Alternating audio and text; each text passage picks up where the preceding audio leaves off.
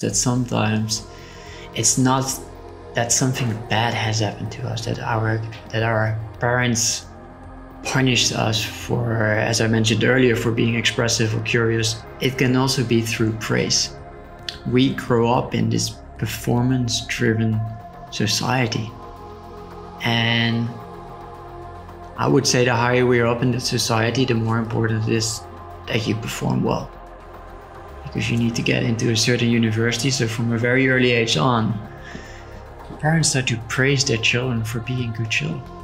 And so their whole sense of self, what they develop, and which influences how they see themselves and how they see the world, is based on that performance. And so the base layer of their hierarchy of needs, of their hierarchy of their values, starts with performance. So they will sacrifice all those other parts in order to first be the good boy or be the good girl. How do you start to see what is true and what is untrue? And what I noticed that people often get to that point only when they start to experience that basically those survival strategies that they have developed at a younger age, that they're no longer working for them. Welcome to the Power Plant Body podcast. My name is Taylor, and this show is focused on self-development. I found in my own life, as well as the lives of my clients that I've worked with, that it's human nature to focus on goals in one area of life, or maybe two areas of life if you're lucky, to the detriment of the other areas of your life. For this reason, there's a tool that I use with my clients called the Goal Wheel that is specifically designed to shed light on how you might be preventing yourself from living the fullest life possible. In a nutshell, the Goal Wheel is a circle drawn on a piece of paper that's being divided into 8 quadrants. The 8 quadrants are family and friends, romance, fun and recreation, health and fitness, finances, personal growth and spirituality, career, and physical environment. Basically, you give yourself a score between 1 and 10 for each of these areas of your life, and that allows you to see where you're excelling and putting your attention, but it also shows you the areas of your life that you're currently neglecting.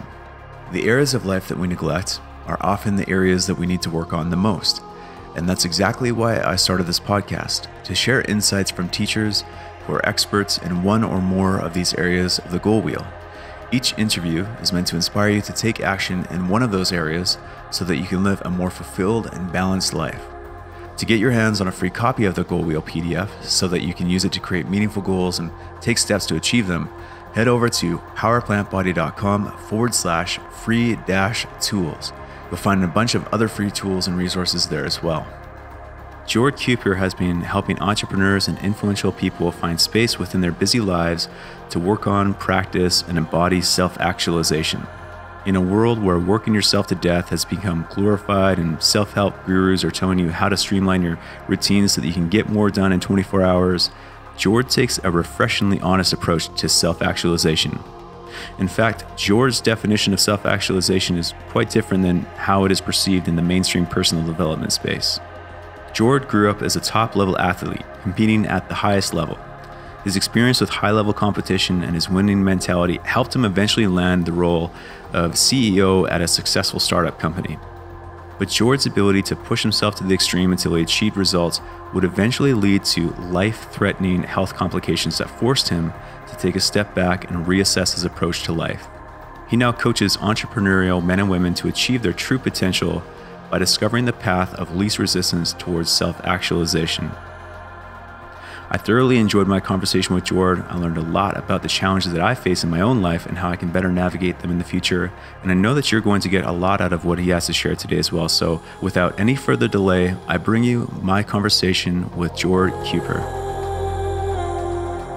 Jord, I appreciate you being on the podcast, man. I love the content you put out. I love the message that you have. And the little that I know about your backstory is just really inspiring. So I'd love to just invite you to take the next few minutes to let myself and the audience know a little bit more about who you are and what you do.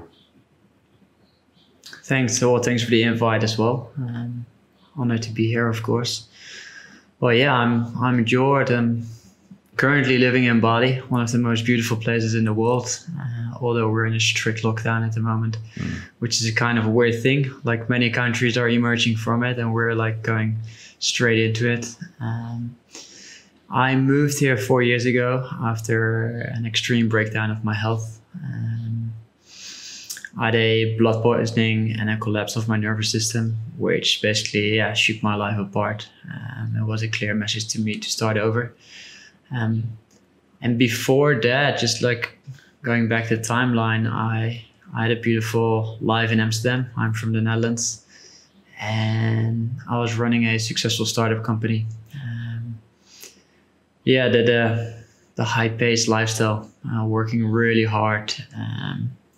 It's easy to see now and to reflect back upon it, but for the wrong reasons, and a lot of external validation included.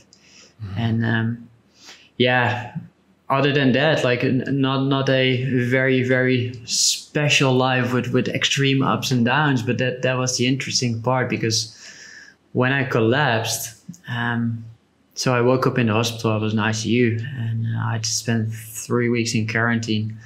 Wow. And that was the moment where I really started to reflect back on my life and asking some very, very honest questions to myself. And one of the questions that came up for me is because when I entered the hospital, I was still the extreme entrepreneur. And I used to play top sport all my life. And my identity was so attached to being that person. It was so important to me. But in the hospital, it was radically clear to me. It's like, I'm no longer that person. But it came with the question, who am I if I'm not the extreme entrepreneur? And that came, of course, with extreme insecurity and uncertainty, especially because I lost my health, I lost my freedom, I lost my strength to move forward. Because I wasn't the guy anymore who was the strongest in the gym. I wasn't the guy anymore who was one of the best entrepreneurs. I literally was nobody at that point. And that was the beginning of my journey, because it was just a blank page that came with so many questions. And especially because, and this is probably the most interesting part of all, I started reading self-help books from the age of 14. I remember I was 14. I was a professional hockey player, and one of the best friends of my father, he gave me a personal development book just to see how I could be a better leader to myself and to the team, etc. And I was intrigued by it. I thought it was fascinating. Like I never liked reading books, but from that moment on, I started to like reading books, and I started delving into it, one book after another, and everything was really focused on achieving and becoming more and becoming better. But it also came with the false arrogance of like, I know everything. So I was really good at sports. I was pretty good in school. I did well in my social life. I was liked by a lot of people, at least for who I pretended to be. And then I became this successful startup entrepreneur. So like, I thought like, I've made it and I know it all. And then I was there in the hospital with the realization, I don't know anything at all. And that was that blank page. And that was the best thing that has ever happened to me. Because I went from being arrogant and blind and very defensive as well,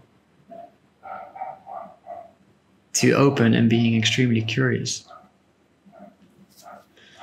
And so that was the start of my journey, basically. It's a little bit more than 4 years ago now. And obviously I wanted to understand like, where is this coming from? And I just said to you, like, my life, there were like no like super up and downs until like, let's say the age of 25, where my best friend died. And then at the age of 27, 28, where I had my breakdown. Before it, I could say that I was very, very privileged. And I was like, but then how is it possible that I read all these self-help books and I knew everything about myself,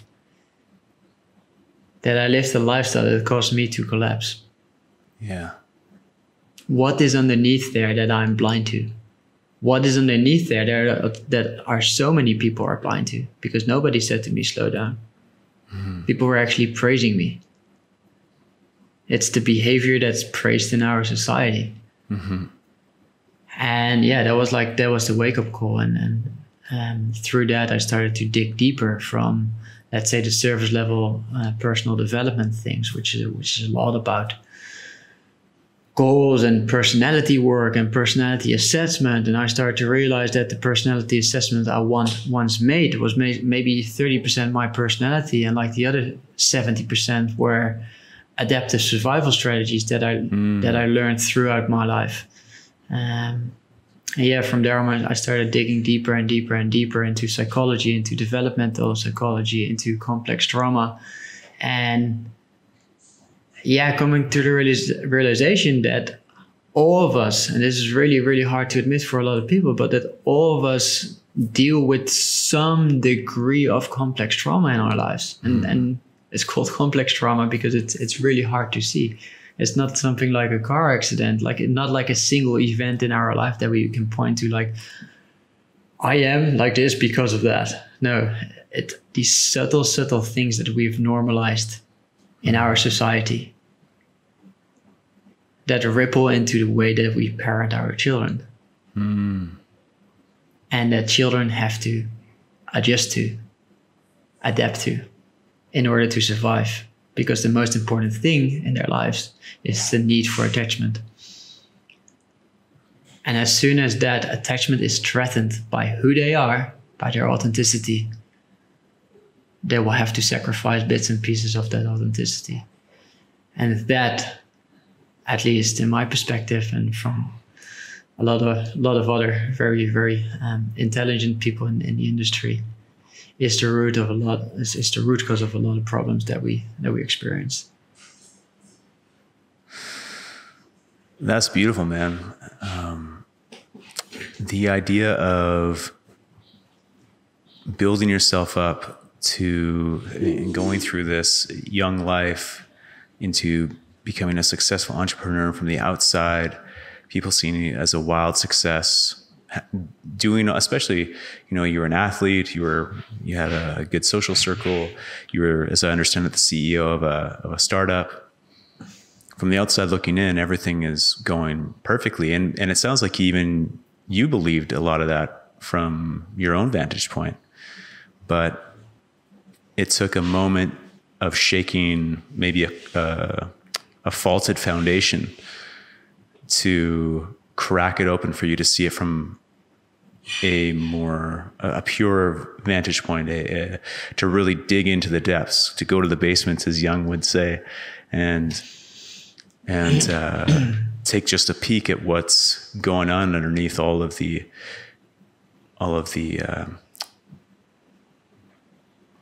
persona that you built for yourself, to see what's underneath it. Yeah. You've come out of this, and now you help people who, as I understand it, were in similar positions. You're in a fast-paced entrepreneurial lifestyle, and you help people with self-actualization. And as you mentioned before we started recording, that self-actualization can take on many definitions depending on who you ask. I love the idea that you showcase, which is this self-actualization, but from a place of sustainable self-reflection and not trying to push. How would you describe your approach to self-actualization? Maybe even before, maybe we should start with the definition. How would you define self-actualization? Well, in the most simplest terms, of course, the actualization of your unique potential. But that simple term has a different meaning to everyone. And for example, when I was still the CEO of this startup company, for me that meant pushing myself and becoming like the stereotype entrepreneur. That was actualizing my potential. Now, through the lens that I look at it now, it's really the actualization of the self, not of the external entrepreneur, not of something that we want to turn into. Right. So that gives a lot of certainty, right? So if we pick something externally that we can look at, I'm going to be like him, or I'm going to be like her.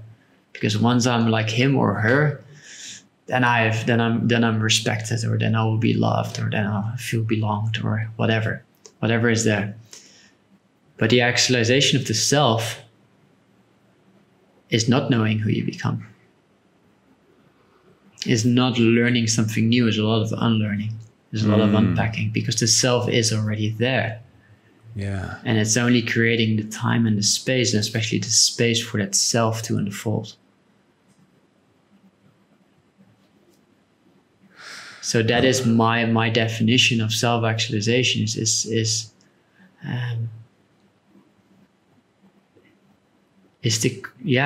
I wanted to say the creation, but literally the actualization of the self, of the authentic self. And coming back to what I was just sharing, like the moment that we start sacrificing these pieces of our authenticity, because we come into this world as whole beings.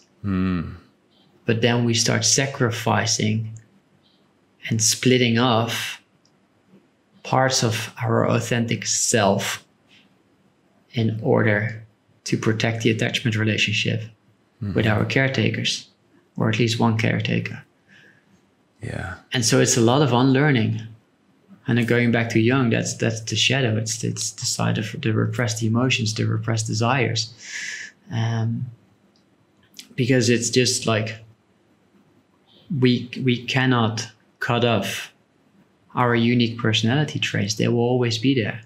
So maybe it wasn't welcomed, or maybe it was punished to be creative, or to be expressive, or to have needs. Or to be very outgoing, or to be very driven. And back then you had to separate yourself from those parts. So it's a lot about reclaiming, about unlearning and reclaiming those parts. And they're really starting to actualize those parts of yourself. It's really about becoming whole and authentic. And that's very different from what a lot of people understand and perceive as actualizing their potential. Because that's often what we see in the self-help industry, in the personal development industry. It's pushing yourself to a certain extent so we can keep up with a society that has literally gone beyond our human capacity. Like what we're capable of dealing with, from the amount of information that we take on, to the hours of work that we put in. Like, and I often say this on podcasts, like in the entrepreneurial world where an Elon Musk showcased that and encouraged it to sleep 4 hours a night, because that's how you get successful.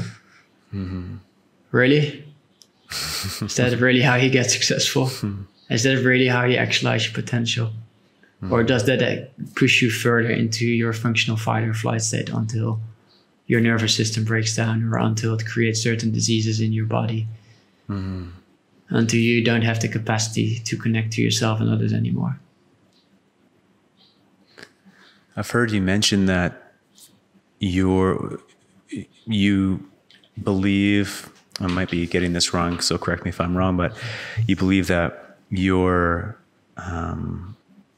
blood infection was a manifestation of doing what Elon Musk is notable for doing, which is pushing things off, but not listening to his body, just pushing, and getting the jobs done at whatever, to pushing all the things to the side, no matter what. Do you feel, did I get that right? That you feel like that was your body's way of slowing you down forcefully because you wouldn't listen to it before the hand? Yeah. And then like the body whispers over and over again, all these subtle signals and messages that come through. This is not right for you. But hey, what are gut feelings? What are these bodily symptoms? They're nothing, because we're not connected to them anymore. So we push through. Something externally is more important than what happens internally. And I continue doing that because I was addicted to the external validation, because that made me good about myself. And that's exactly what I already mentioned. Like in that hospital, the realization that I was a nobody, that was exactly what I was so afraid of. So I continued just suppressing those messages and signals. Like I had 3 lung infections. They were all correlated to certain investment rounds. No, wow. That was saying something, but I wasn't listening. And so when we don't listen to the whispering, to the subtle messages and the signals, at a certain point the body starts screaming. And looking back, this disease, it was the toughest thing that I've ever had to go through. It was harder than losing my best friend and everything, because it's literally going through that process of dying and letting go of your old life, being the nobody. Wow. But I needed it to give myself the permission to step out of that life. And it's, if at least in my world, if I look around me, is people need sometimes a burnout or a disease or something bad happening to them to finally give themselves the permission to do what's right for them, to reclaim that sovereignty. I've brought this up a couple times on a few of the most recent interviews. It's been coming up in a lot of books that I've been reading, or just in conversations, this idea of resurrection, or birth and rebirth, or death and rebirth, pardon me.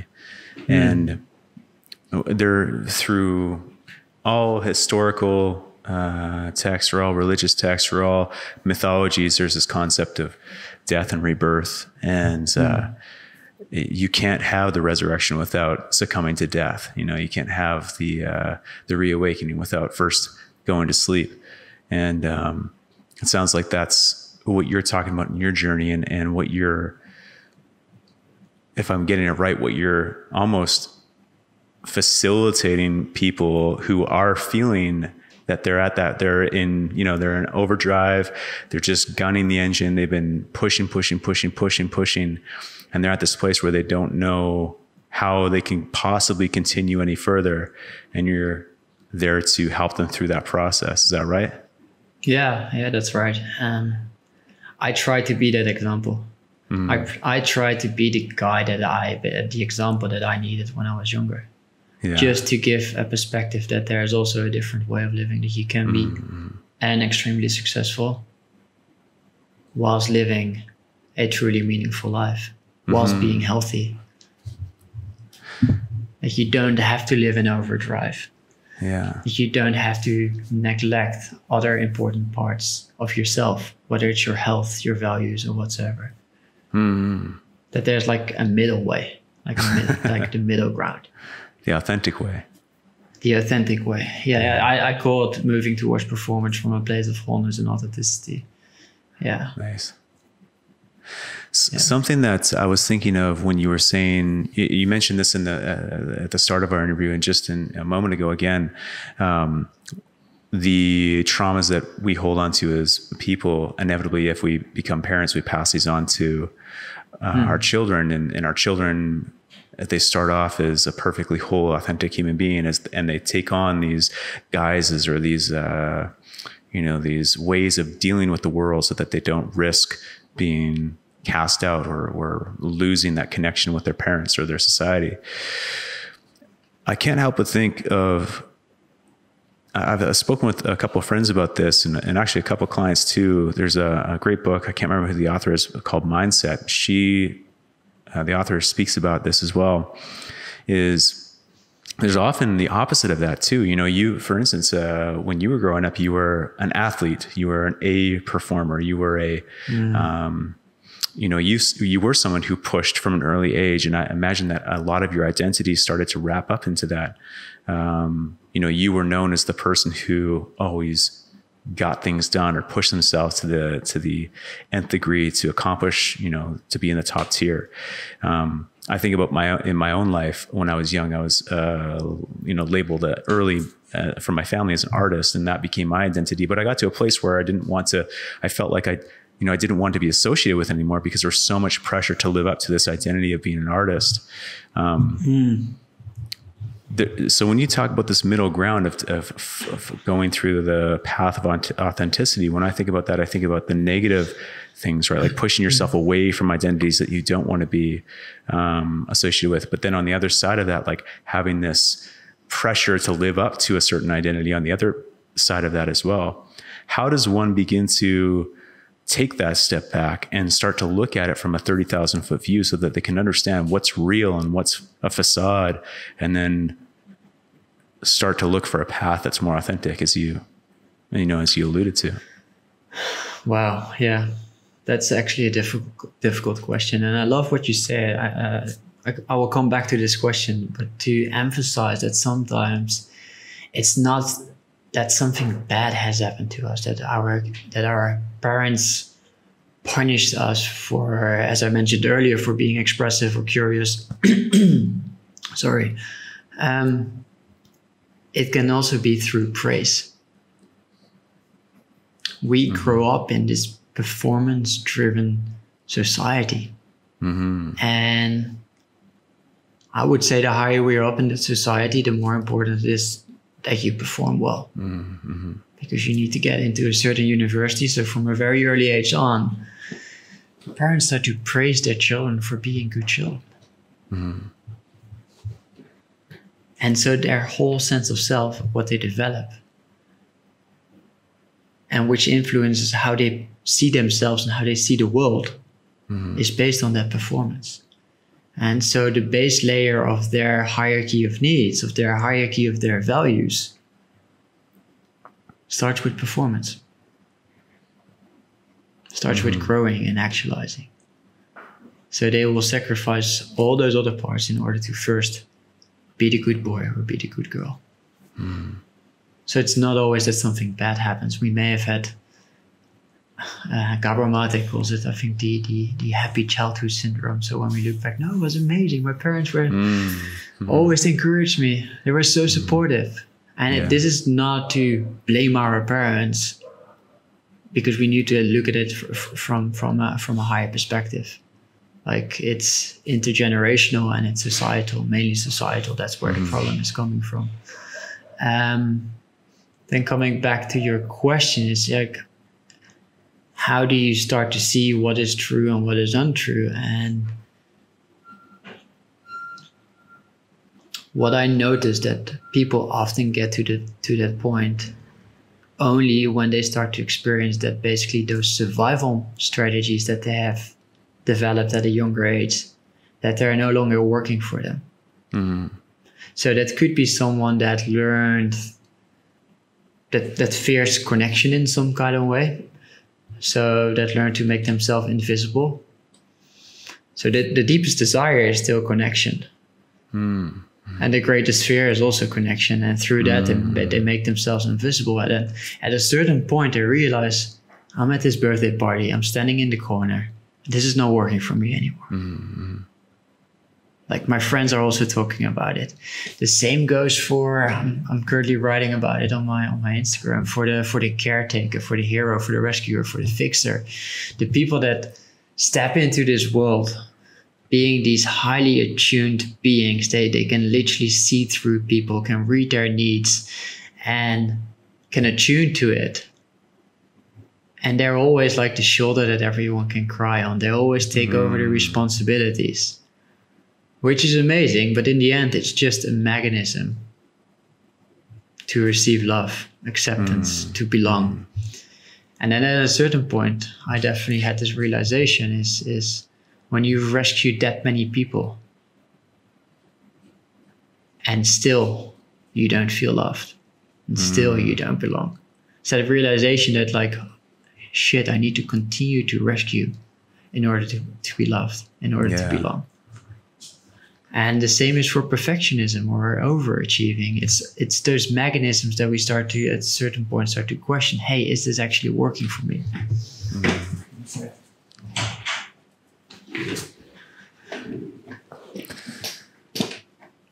That is a profound statement and a massive realization. As you were saying that, I know that exists in me for certain. And I'm sure it exists in a lot of guys, which is, a lot of let me add a little bit more there. A lot of guys who feel like they've done a little bit of self work, they've worked on, they're past the machismo stage of their life. They don't have to thump their chest anymore. And they're trying to figure out, how they fit in the world as a man. And a big part of that is being a compassionate warrior, right? But what you just said hit me really hard. And I feel like it probably hits a lot of guys who are in that stage really hard, which is being there for so many people and extending compassion to so many people, but never feeling like you can fully connect and feel the reciprocity from that connection. Purely because you're the one blocking that, right? You're the one getting in the way of being seen, being connected with. Yeah. That's the point. And that's also where the change started. Actually, it's really that is that's the initial stage of change where we start to rise out of the denial, where we're projecting it on the outside world. It's because of that group of people. It's because of the workplace. It's because of my manager. It's because of my parents. But then we actually start to realize that we ourselves are blocking something. And I really resonate with what you say, is because if I think back of my life where I was the most popular, that was during my startup period, where I was praised by all these people. The depth of connection that I experienced was so little. So little. And the underlying reason for that is it's not because of the other people. It's because I suppressed, or I wasn't even aware of certain parts of my authenticity. And to the degree that we can review ourselves, can we experience connection? We must be able and willing. Those are two very important terms. They're able and willing to reveal our authentic self, which may have been very difficult in the past for you. But we must be willing and able to reveal that authentic self in order to experience a deep level of connection. Again, as you said that, I'm thinking in my own experience, it's interesting that you have these concepts underlined in your understanding. I shouldn't even say understanding, because you haven't, I'm talking about myself here. I'm hearing what you're saying. I'm like, my goodness, in my own life, this resonates so much. And I always knew it, but I never contextualized it. I never thought about it really. It was just an underlying feeling. And one of the things that has come up for me just now, and I'm sure this is common for a lot of people, is you mentioned in your position when you were a CEO, being praised for all of the hard work that you're putting in, all of the successes that you're having, but because it was coming from a place of not your authentic self, and you were refusing your authentic self to the world for them to give you praise for the parts of you that were as authentic as they get. I imagine that it's an inverted polarity. Like on the one hand, you're almost resentful. This is how, like, I'm looking back at my own experience now, thinking about my experience with presenting an inauthentic version of myself, being praised for it, when underlying it was an authentic version that I was too terrified to show to the world. It's like this inverted polarity where I almost resent people for praising these parts of myself that I'm trying to pretend are myself, and upset that they're not recognizing me for these parts of myself that I'm hiding and refusing to bring to the surface. Does that make sense? Yeah, a lot of sense. No, and or at least what I think to hear is that you were trying to hide the internal shame that you were not even aware of.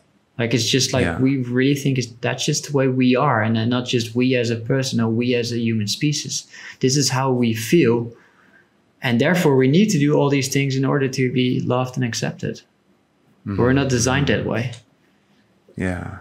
And there's this, I forgot, one of my teachers said, I forgot from who this quote is, but like real safety is when you don't have to run away from yourself anymore. And that hit me so hard. Like that is the only place of safety where you can just be with yourself, where you don't have to be the people pleaser anymore, where you don't have to be a perfectionist anymore, where you don't have to be the caretaker or the rescuer anymore, where you can just literally be loved for who you are. Yeah. Because in the end, it's really for most people, we just want connection and love. Yeah. Yeah. And for a lot of guys, that's really hard to admit. I want achievement. Yeah. You bring up especially guys. The thing I find interesting about that is, I've been in part of a men's group for a while, and a common theme I feel that comes up, especially with younger guys, is that being connected with and loved, feeling a sense of love coming back from their partner and connecting with their partner is almost always put off as second to creating the version of themselves that's going to be the provider, that's going to be the proven version of themselves, that's going to, all these external rewards that are out there for us to claim. Until we've proven ourselves by claiming those, by, making over 6 figures a year, by owning a house, by, getting an executive role in a company and, having a bunch of money in the bank, all of these things that we feel that we need to go after come first before. And then once we get there, once we have all these things that we can prove our self-worth with to another individual, then we can use these as our proof to the other person and to ourselves that we are deserving of connection, that we're deserving of love. It's almost like we have it backwards. It's exactly that. Yeah. You say the word deserving. Without that, we're not worthy. Yeah. Of receiving the love and connection.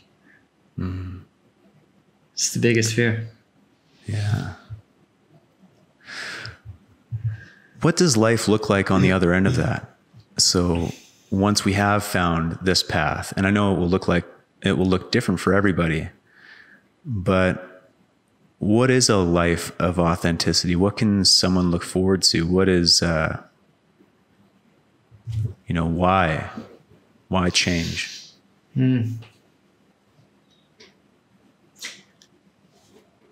The 2 words that come alive for me are ease and grace.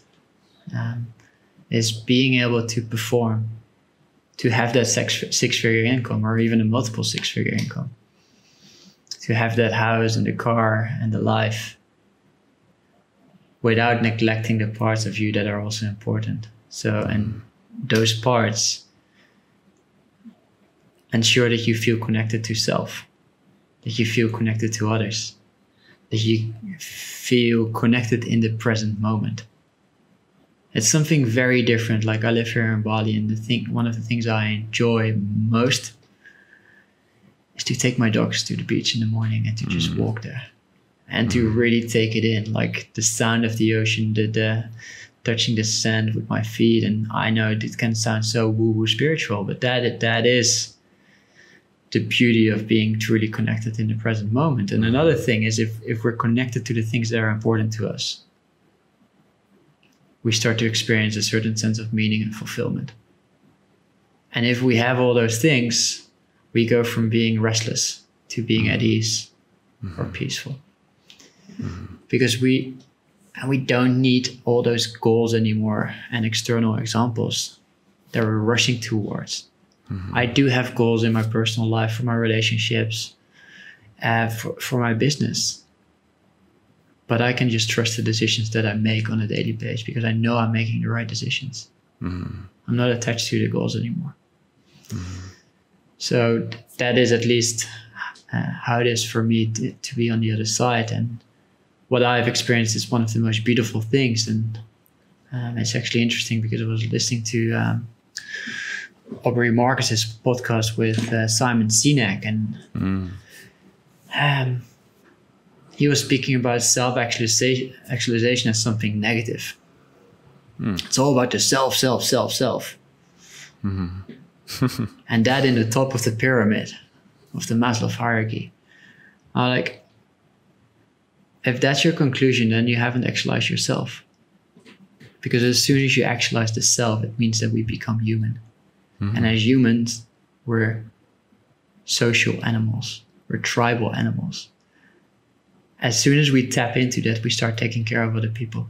We start serving beyond ourselves. Mm-hmm. We go from self-orientation, self-interest, mm-hmm. to communal interest. And what that means is probably that you start taking care of yourself. Well, you've already taken care of yourself. You start to take care of your family. You start to take care of your community. You start to take care of the world by large. Mm-hmm.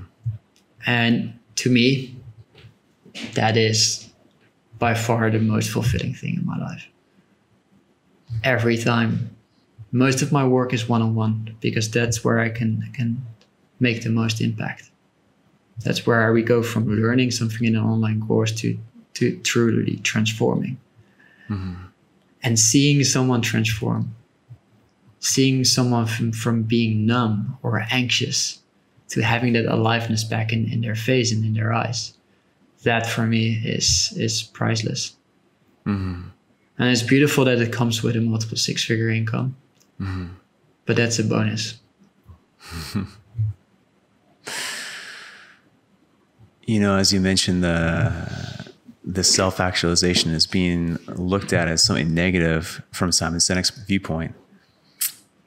There's an old saying that you can never get so sick that you can make someone else well. I don't know if you've ever heard that. I've always looked at it as, once you look after yourself from an authentic way, once you look after yourself, your basic needs, and really allow yourself to live life as authentically as possible, it allows you to give as much of yourself to the people around you. You know, you can't look after other people if you're not whole yourself, if you're ailing yourself, if there's other, like you mentioned, Maslow's hierarchy of needs.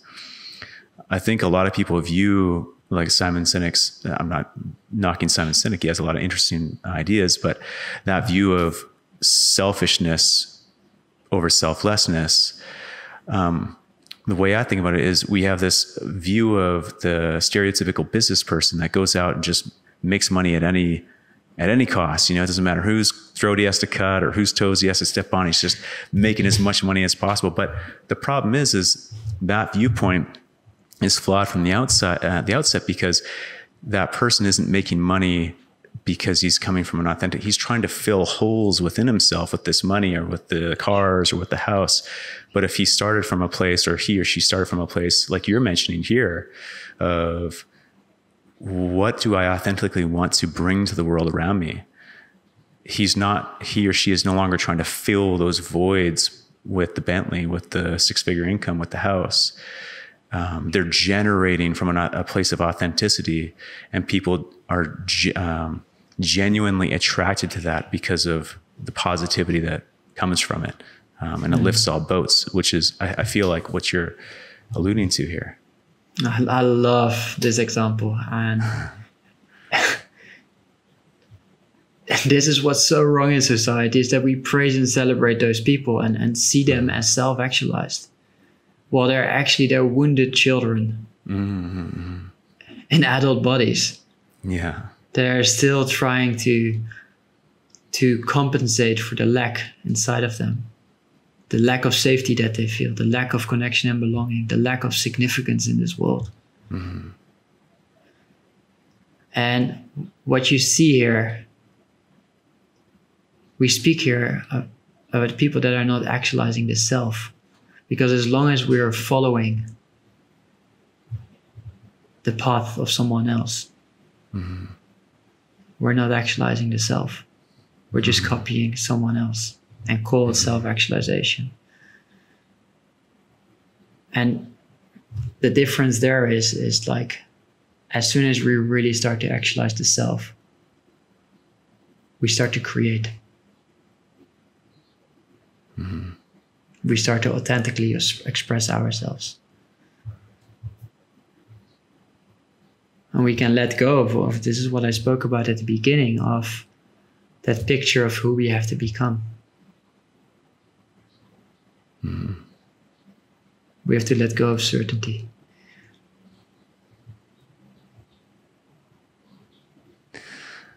Attachment to outcome. That's what comes up immediately when you say let go of certainty. And addiction to safety, I would say. Yeah. Feeling like if we just go to school and get that degree and then pursue this, course of action that will get me to be a C-level, executive by this time in my life, and I should have this amount of money. And like, that's the path to safety. That's the path to happiness. That's the path to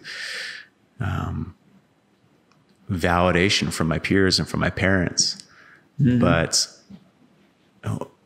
that, like you say, I said attachment to outcome. You said addiction to safety. Addiction to safety.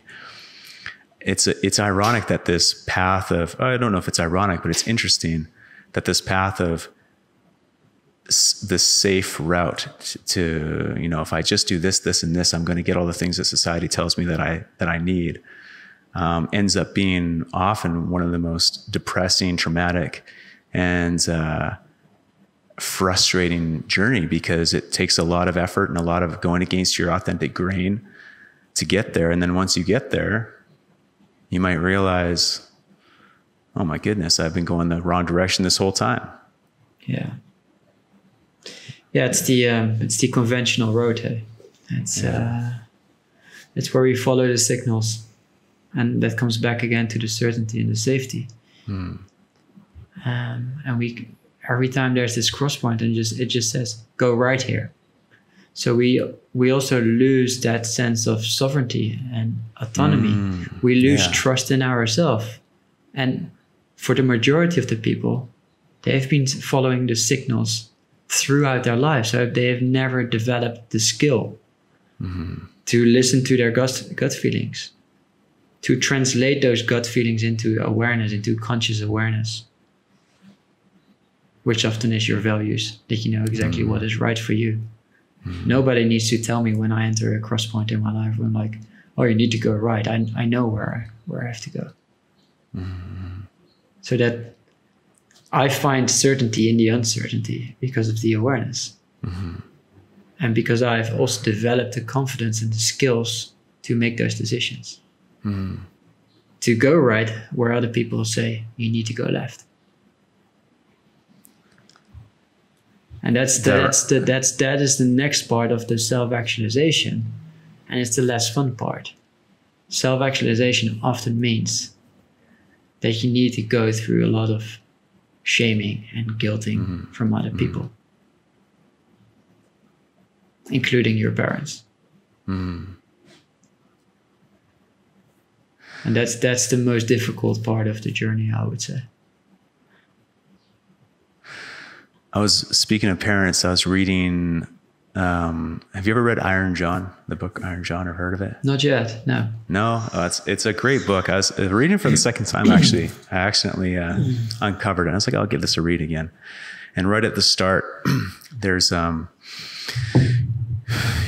old saying that's big shoes to fill, right? Like maybe your father or someone in your life that you aspire to be, a mentor, someone in your life that you looked up to. They have big shoes to fill, and it's something that you go after and you maybe never feel like you ever measure up. But there's another part of that in the book where Robert Bly is the author. He mentions right away, which is, it's about a book, or it's about a fable, pardon me. Iron John is about a fable. And just long story short, this boy accidentally rolls his golden ball into a wild man's cage. The wild man's been captured and put in the courtyard of this castle. So this young boy, he's the son of the king and the queen, rolls his ball into the cage. And in order to get the ball out, the wild man says, well, if you let me free, I'll give you your ball back.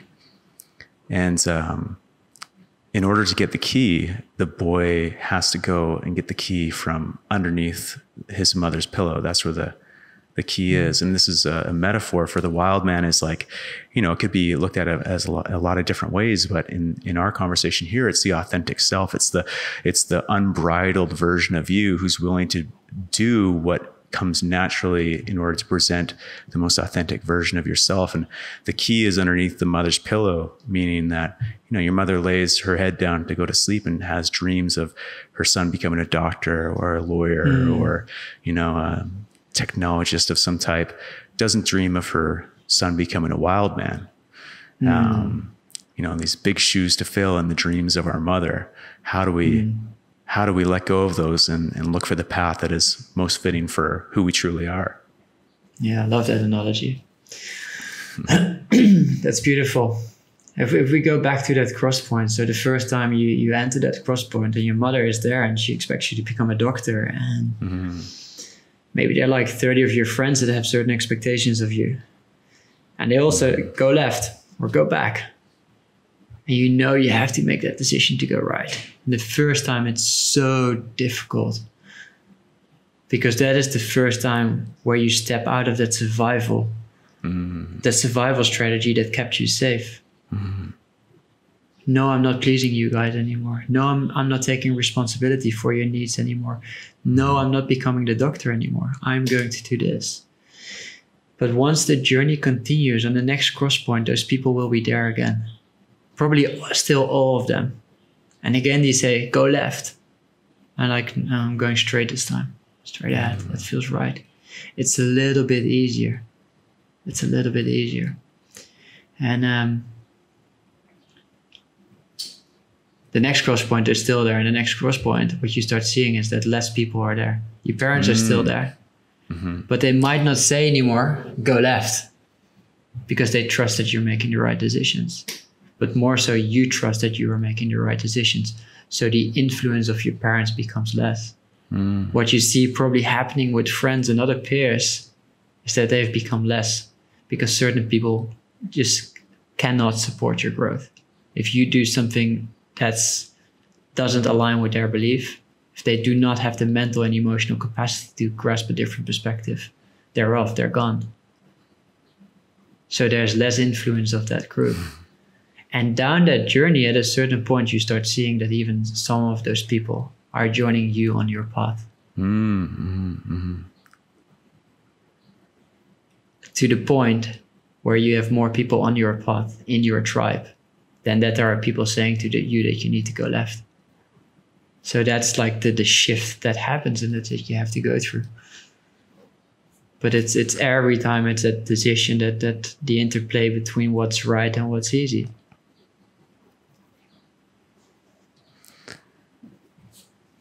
And it sounds like awareness, self-awareness plays a big role in that, knowing when you're at those crossroads, knowing when this is a moment for you to question, am I playing it safe or am I following an authentic guide from within? Yes, 100%. Self-awareness is probably what it starts with, like knowing your values on a very, very deep level. So not just a few words like freedom or sovereignty or whatever, but truly knowing what those values means in specific areas of your life.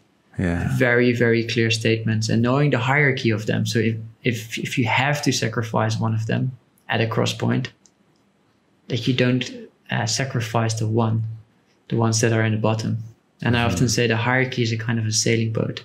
The first two values are the boat, and the other 3 to 4 values are your sail. And you can't sail your boat without a boat. So you always need to honor those values. So that's a very important part, but it's not just that, because it's only the beginning. So many people spend a lot of time on developing greater self-awareness, yet they continue to do the same thing. And we need to look beyond things just on a psychological level, but far more on a psychobiological level, because it's in the end, when we enter that cross point and our parents are standing there and our peers are standing there, something gets activated in our body, and it's our survival physiology. We go into I would first say into our functional fight or flight mode, or into our functional freeze mode. So if we do not have the capacity to regulate ourselves, if we do not have the emotional skills, then we can have all the awareness, but we don't have access to the awareness anymore because we're in our survival state. And that means that we don't have full access or no access at all to our cognitive abilities. So then we start to act as little children, and we probably walk back to our parents, because children will always prioritize attachment over authenticity. I can say again, not to have a heavy bias towards how men do things, but just having been in a room with men who talk about the challenges in men's work, talking about the challenges that we face, what you just mentioned, I think comes up for a lot of guys, again, myself included, where we get so good, maybe our self-awareness, we work on that. We understand the reasons why we do things, but we become so, what's the word I'm looking for? Not inert, but sterile. We just become sterile. We understand these. We over-rationalize, right? Or not even over-rationalize. We just objectively look at the reasons behind what we do, but we never actually do anything about them. I've seen that come up in my own life. I've seen that come up in so many other, I'm just going to say men's lives, but I'm sure it happens for women just as equally, where we do the work to become self-aware. We do the work to see ourselves from a more centered, objective place. But like you're mentioning here, we don't harmonize that with getting down into the emotional gut root of the thing and listening to maybe a different direction, moving away from the safe decision, and taking a different path. Yeah, I love what you're saying. It's not only amongst men, I think it's also amongst women. Yeah.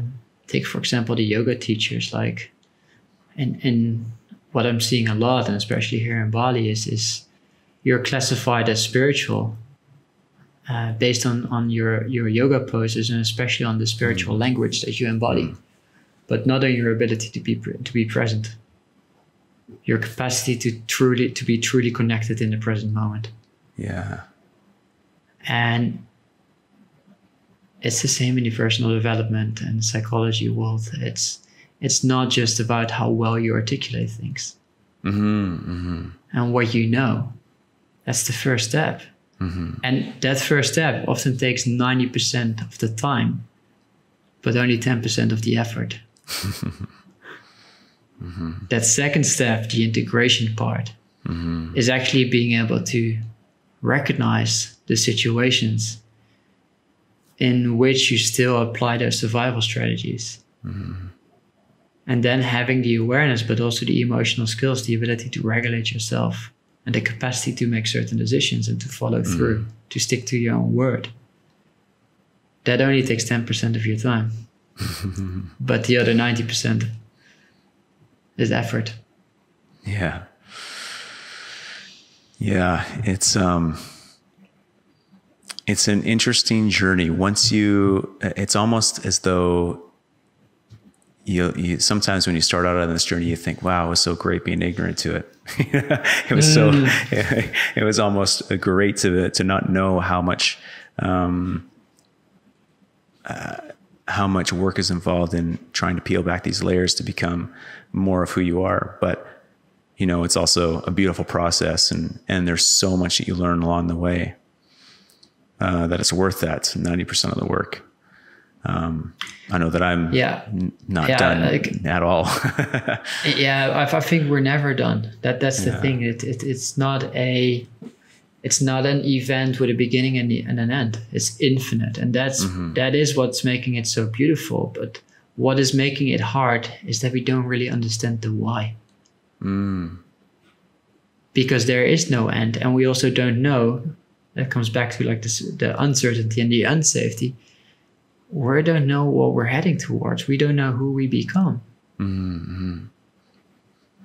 So for most people, it's and that's just like how our bodies and minds work. Certainty or uncertainty. Well, yeah, let's go for certainty. So let's stay the same. Let's continue doing the same thing. Yeah. It's a beautiful and terrifying concept all at the same time.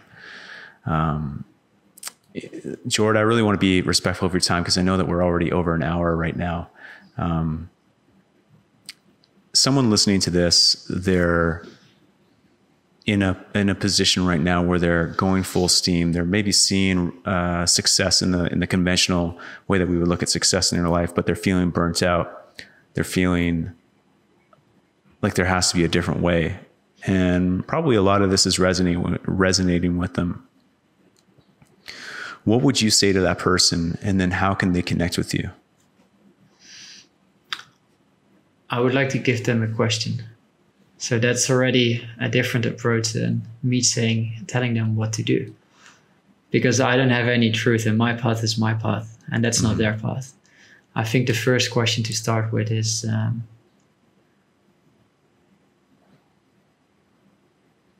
what about myself or my circumstances am I avoiding?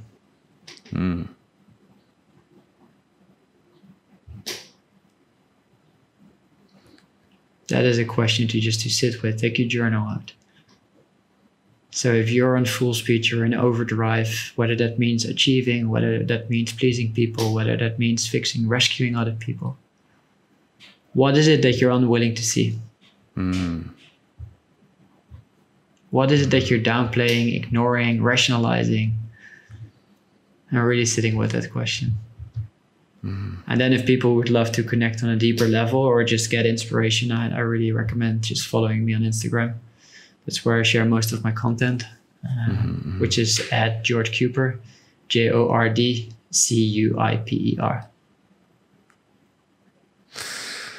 I love it, Jord. Well, I appreciate your time today. I know that in our conversation, man, like so many things that were underlying in my conscious that I felt like I knew on some level, but never contextualized, never really gave it a coherent thought, started to crystallize because of what you shared today. And I just really appreciate that from my own perspective. And I know that the same happened for some of the viewers, some of the listeners today. So I really appreciate what we shared. I appreciate your time. And I look forward to seeing all the amazing creativity that you continue to share with everybody on social media.